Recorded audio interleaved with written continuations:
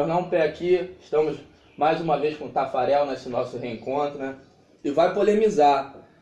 Há alguns dias, né, eu assisti a uma entrevista do Bolsonaro na Leda Nagler, né? E ela já dizia, vai polemizar, né? Então, com a nossa pauta, né, que temos aqui hoje, falaremos a respeito do Lula, questão de pertinência à cidade de Mesquita e nessa nova manchete a respeito da intervenção militar, né?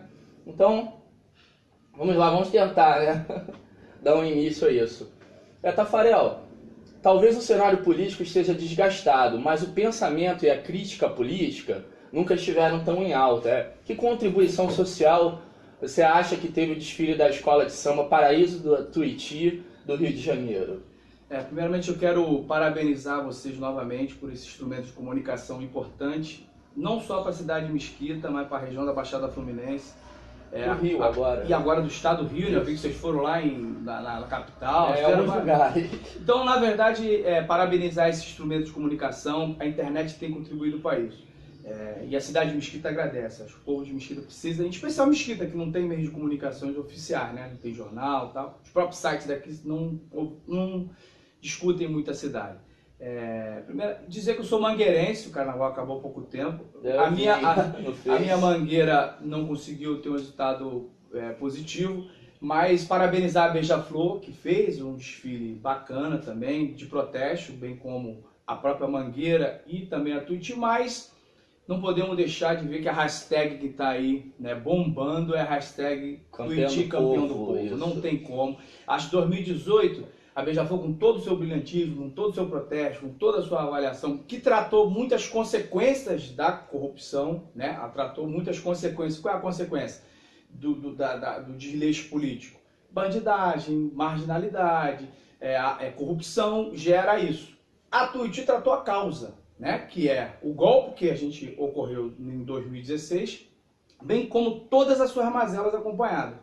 Então a Tuiuti fez um desfile memorável, um samba enredo magnífico, arrepiante. Achei interessante o fator histórico, eles vieram da escravidão até os dias de hoje. E denunciando a escravidão tradicional, que é o que a escola passa, correto? Que é a história do negro sendo chicoteado, sendo açoitado, sendo altamente marginalizado, que não acabou, porque o próprio negro, o próprio pobre, especialmente, se você for pegar os presídios do Brasil, grande parte são negros.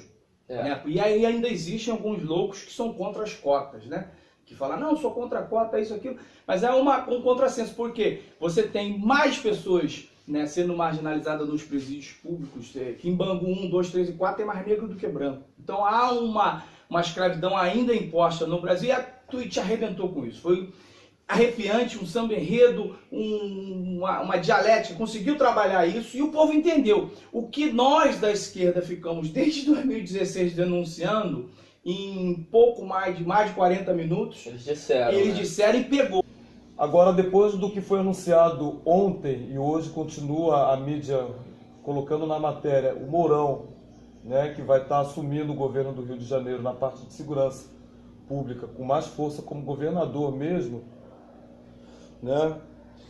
Foi anunciado ontem, como foi falado. Em sua opinião, o que isso representa na verdade? Como é bem fresco, a gente pode falar o seguinte, não temos muito o que falar, mas tem. Seja para segurança pública, seja para qualquer área, intervenção militar é um erro. Olha que eu estou gravando, sem nenhum tipo de análise geral, e eu estou afirmando que qualquer tipo de intervenção militar é um erro.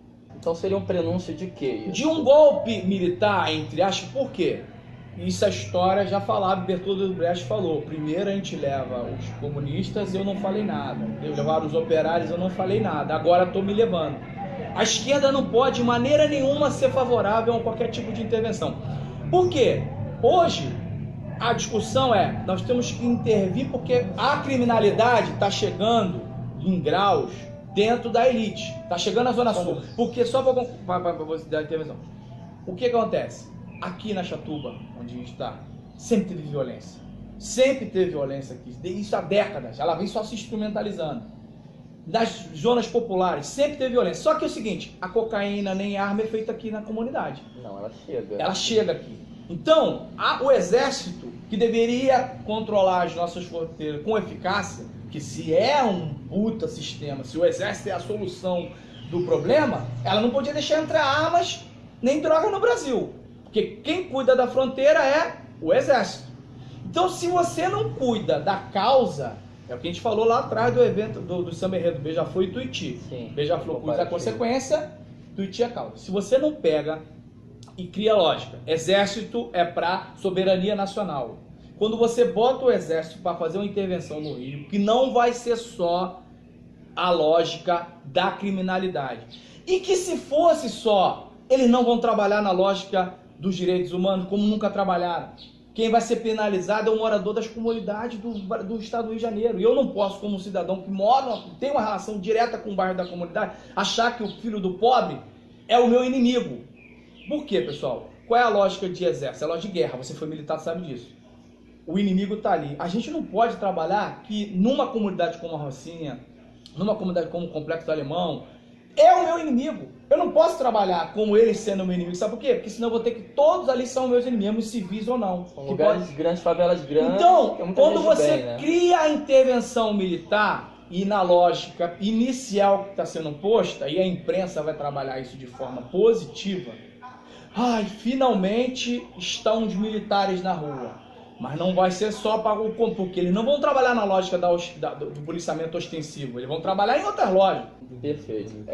Tafarel, agora vamos voltar um pouco mais de polêmica. Diante de toda a problemática do julgamento do Lula, você acha que é possível crer em sua candidatura à presidência e até numa possível vitória nas urnas? Não, o Lula é o candidato do Partido dos Trabalhadores. Não tem conversa, não tem negócio de plano A, plano B. Porque o Lula vai ser preso. Meu irmão, Mandela foi preso, Gandhi foi preso, foram duas grandes lideranças. Mandela viveu mais de 30 anos na cadeia. Então, assim, isso não é clichê falar de Mandela e falar de Gandhi. São realidade. O que está acontecendo com o Lula hoje é um crime político. Que a justiça brasileira, eu vou repetir, parte da justiça brasileira está fazendo com o Lula, não tem prova nenhuma contra Lula, criminalizado, e estão levando a politização, a judicialização novamente na política. Como não conseguem impedir que Lula ganhe as eleições, só retirando ele do pleito. Para retirar ele do pleito tem que criminalizar ele. Então, assim, o que está dado hoje é que se o Lula for candidato, ele vai ganhar a eleição.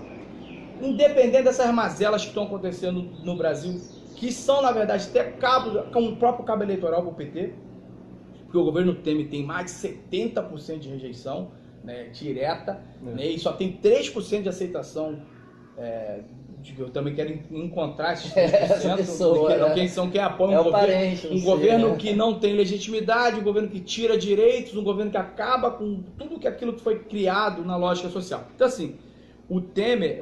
Deve-se não tão alto assim, no entanto, por que falam-se tanto de crise aí? O Lula... Não está alto. A direita que provocou do governo Temer esse déficit. O Lula, se for candidato, vai ganhar as eleições. Isso não é eu que estou falando, é o povo brasileiro que sabe que a única alternativa que temos é alguém que já governou esse Brasil, que deu certo, que criou condições para o Brasil sair lá de umas últimas posições para ser a quarta, a sétima, oitava economia mundial. E hoje o que está dado é que se não barrarem ele na justiça, o Lula ganha a eleição.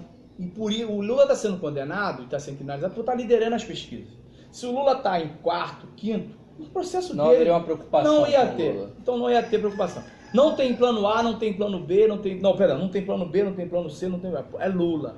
Tá, vamos com Lula até o final. O Lula é a maior liderança. O Lula representa, pessoal, é mais do que o Partido dos Trabalhadores. O Lula representa aquela indignação que todos nós temos do que está acontecendo no Brasil. Mas hoje o país ele se encontra dividido em relação a essa questão do nome Lula, né? Porque há algum tempo atrás o PT era a saída, né? Era o ponto de fuga. E hoje em dia a gente percebe isso inclusive nas redes sociais, há manifestantes favoráveis e manifestantes que denunciam o seu maior asco, né, pelo PT e pelo nome Lula. O que você acha a respeito disso? Não, a rede social, pessoal, ela é o seguinte, em primeiro lugar, o camarada lá do sertão, lá do semiárido nordestino, lá dos recantos brasileiros, ele não está ligado na internet diretamente. Então, são milhões de brasileiros que só sentiram as melhoras, né, de um governo na gestão do Lula. Então, muitas das vezes, a gente, quando se baseia em internet, a gente acha que está tendo a visão plena da sociedade, que é uma mentira. Né? Tem excluídos Pô, muitos, né? Lá na Amazônia, no norte da Amazônia, as pessoas só sentiram o bom que o governo Lula deu. Esse camarada vai votar, entendeu? Esse camarada vai lá digitar 13, esse camarada vai... O que está acontecendo? É que a internet cria, obviamente, uma parcela da sociedade que tem hoje eles o PT e até hoje a gente não sabe o porquê, porque o camarada que é classe média sabe que o governo do PT foi um momento que ele mais cresceu. Quem tinha dinheiro ganhou mais dinheiro, entendeu? Então o camarada muitas das vezes... Existe muito microempreendedor hoje. Gasta o que o PT fez, que o PT girou a economia, ele deu dinheiro pro pobre, eu já falei isso na outra entrevista, o pobre quando recebe Bolsa Família, ele gasta no mercado local. O rico, classe média, quando ganha, quer gastar na Disney. Ele quer se programar para gastar o dinheiro dele lá fora.